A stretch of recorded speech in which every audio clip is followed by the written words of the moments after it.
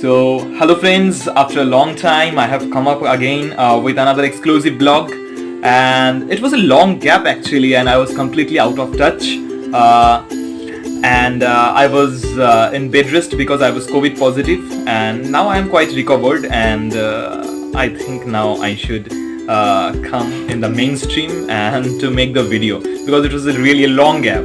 And today my topic is background shading, why the background shading is important, where you need to apply the background, as well as which kind of portraits, which kind of compositions, or in which kind of pictures requires the background, because as we know that every picture, every portrait does not require the background, every composition or every subject does not require the background. So I believe the video is going to be really very much interesting for the beginners as well as for the art lovers, or who are the beginners in this section. They will be really helped to see the video, as I will give so many advice, so many I will share so many experiences about background shading. So I think you should not skip the video. Watch till the end, and if you are new in this channel, do not forget to press the subscribe button as well as the bell icon to get the future notification very fast. So let's start and learn something new without wasting a single minute.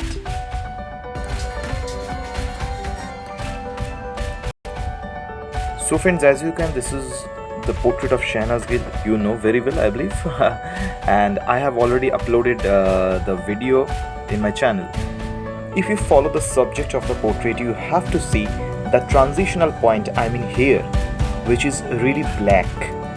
So that is the main cause not to put any background shading, because if we put any background shading, then the black color will match with the hair. Actually the shading will match with the hair, and if the background shading will match with the hair, it will look the worst.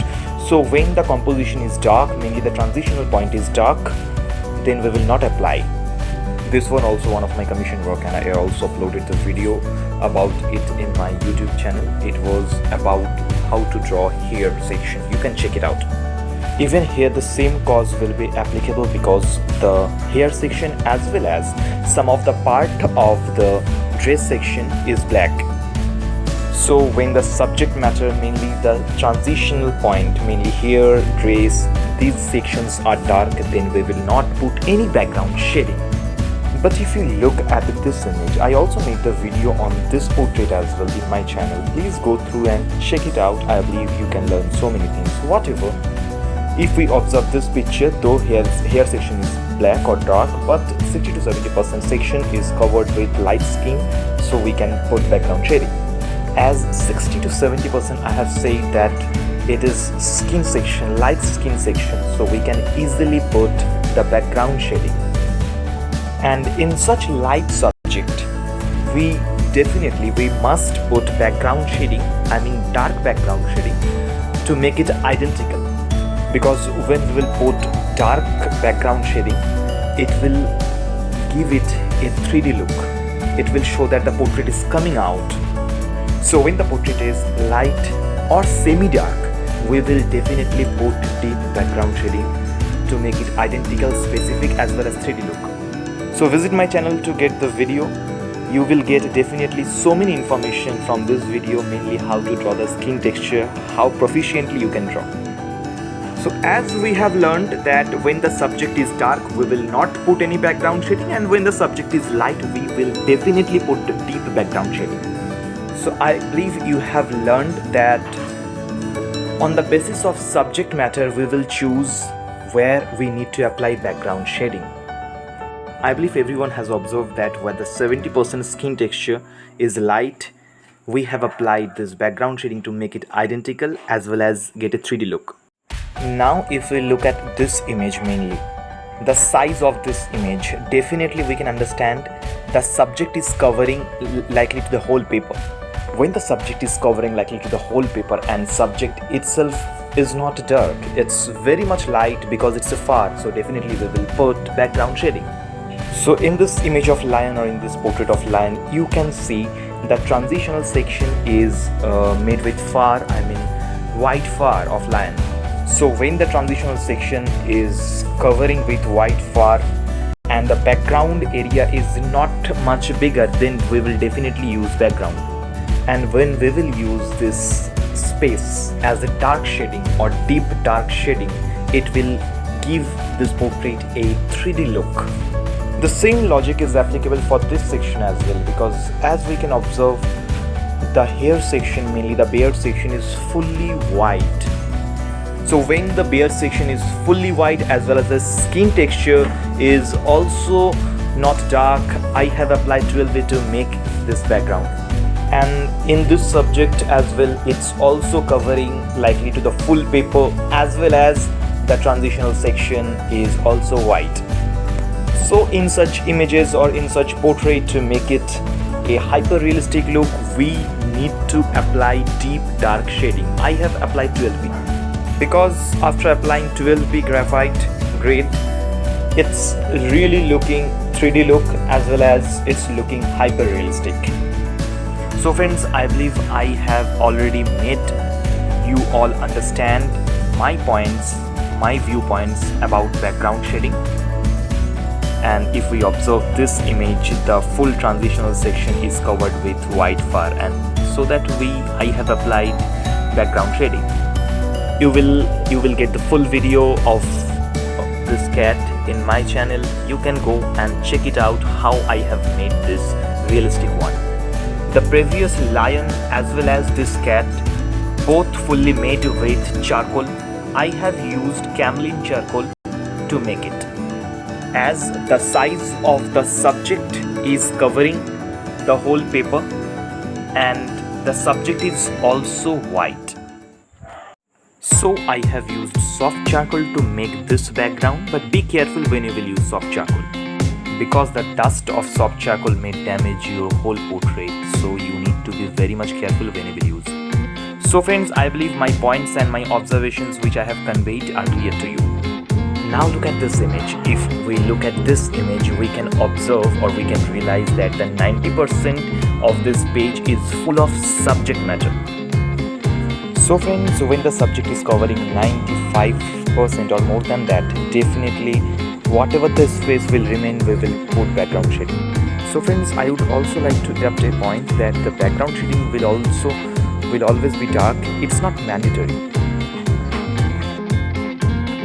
If we look or if we observe the traditional form, the background shading will never be dark.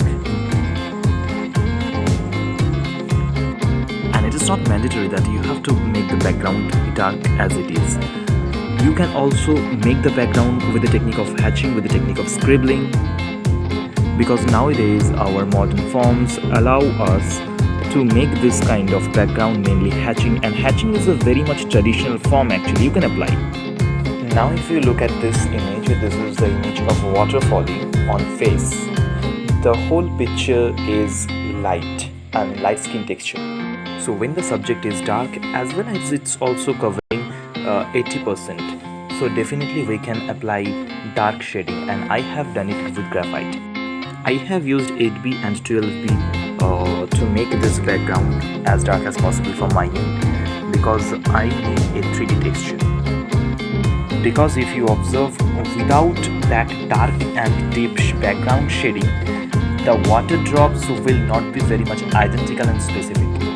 So friends, I had to make it dark to make it 3D look, as well as the water drops needed to be very much identical. And this one is fully made with graphite, 12B and 8B, as I have said, I have used to make this dark shading. So friends, now look at this image of an old person. If you see, the transitional points are black. So I have done a little mistake. And here the mistake is, I have applied background shading.